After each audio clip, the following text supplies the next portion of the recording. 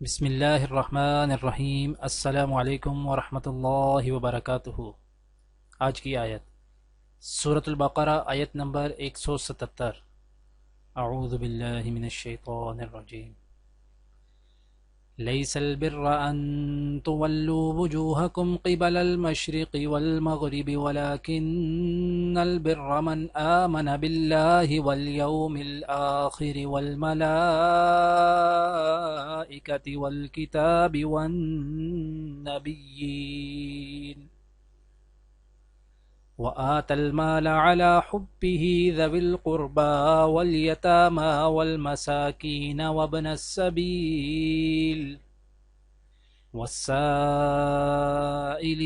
وفي الرقاب وأقام الصلاة وآتى الزكاة والموفون بعهدهم إذا عاهدوا والصابرين في البأساء والضراء وحين البأس أولئك الذين صدقوا وأولئك هم المتقون۔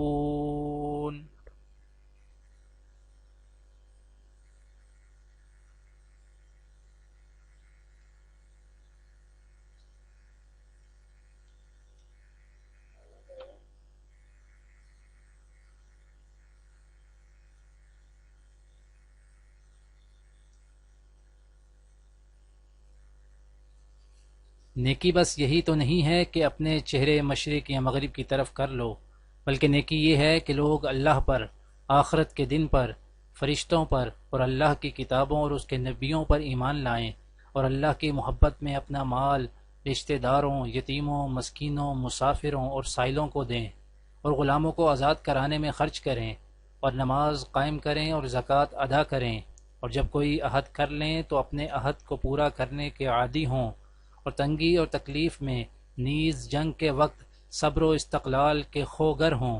ایسے لوگ ہیں جو سچے کہلانے کے مستحق ہیں، اور یہی لوگ ہیں جو متقی ہیں۔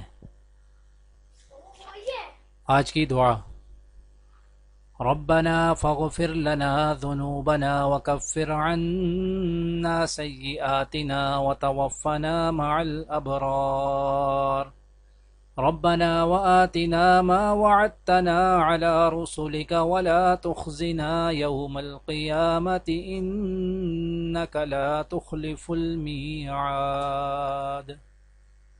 اے ہمارے آقا، جو قصور ہم سے ہوئے ہیں ان سے درگزر فرما، جو برائیاں ہم میں ہیں انہیں دور کر دے، اور ہمارا خاتمہ نیک لوگوں کے ساتھ کر۔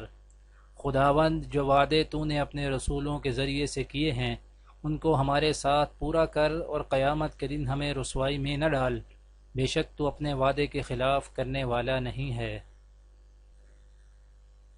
آج کی حدیث حضرت عمر بن خطاب رضی اللہ تعالیٰ عنہ سے روایت ہے، وہ فرما رہے تھے کہ میں نے جناب رسول اللہ صلی اللہ علیہ وآلہ وسلم سے سنا، آپ صلی اللہ علیہ وآلہ وسلم فرما رہے تھے کہ تمام اعمال کا دار و مدار نیت پر ہے، اور ہر عمل کا نتیجہ ہر انسان کو اس کی نیت کے مطابق ہی ملے گا۔ پس جس کی ہجرت ترک وطن، دولت، دنیا حاصل کرنے کے لیے ہو یا کسی عورت سے شادی کی غرض ہو، پس اس کی ہجرت انہی چیزوں کے لیے ہوگی جن کے حاصل کرنے کی نیت سے اس نے ہجرت کی ہے۔